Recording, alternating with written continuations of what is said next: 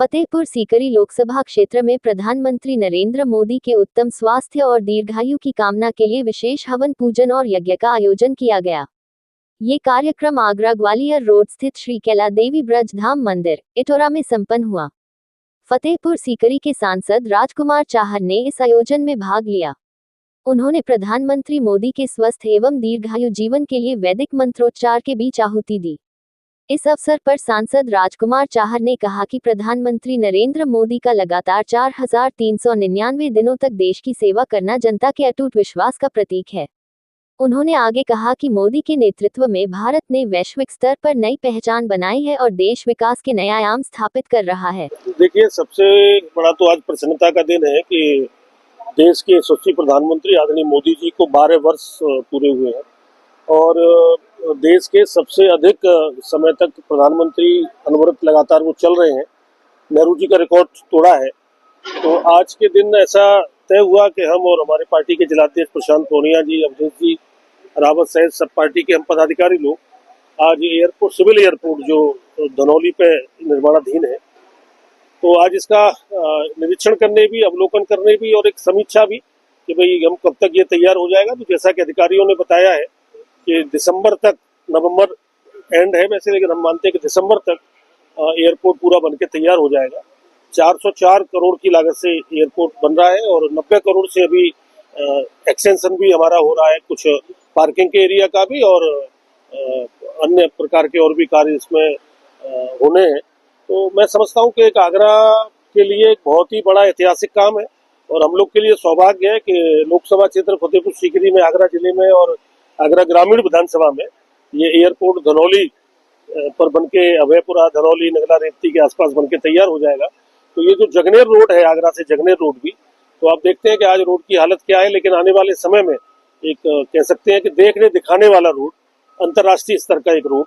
पार्षद अतुल अवस्थी ने बताया कि देश के लिए पहले ऐसे प्रधानमंत्री हैं जिन्होंने कि पंडित जवाहरलाल नेहरू के कार्यकाल को भी पीछे छोड़ दिया है, जिसके चलते हुए उन्होंने मोदी जी के 12 साल के कार्यकाल को भी गिनाया। देखिए, ये 12 साल जो पूर्ण हुए हैं, ये भारत के लिए एक विश्वास, जनता के विश्वास के 12 साल पूरे हुए हैं। आदरणीय मोदी जी ने जो कहा था, सबका साथ, सबका विकास, सबका विश्वास, उस पर उन्होंने काम किया। जो कि उन्होंने देखा कि जो निचले स्तर पे, सबसे निचले स्तर पे जीवन यापन करने वाले लोगों से लेके उन्होंने व्यापारियों तक का ध्यान दिया। और दूसरी अगर देखा जाए तो जो किसान सम्मान निधि है, जो 6000 रुपए सीधे किसान के खाते में जाती है, जो कि है जो पहले कांग्रेस की सरकार में 100 रुपए चलता था और जनता तक पहुंचते पहुंचते 1 रुपया रह जाता था, 99 रुपए गायब हो जाते थे। मोदी जी ने विशेष उस चीज का ध्यान रखते हुए सीधे है जो किसान सम्मान निधि में अगर केंद्र से, दिल्ली से 6000 डलते हैं तो किसानों के खाते में 6000 ही पहुंचते हैं। सबसे बड़ा काम ये हुआ।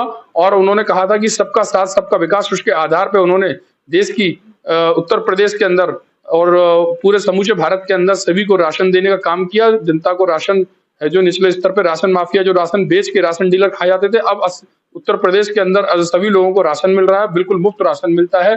किसानों को जो यूरिया के लिए और डीएपी के लिए लाइन लगानी पड़ती थी, अब वो आसानी से केंद्रों पे उपलब्ध है।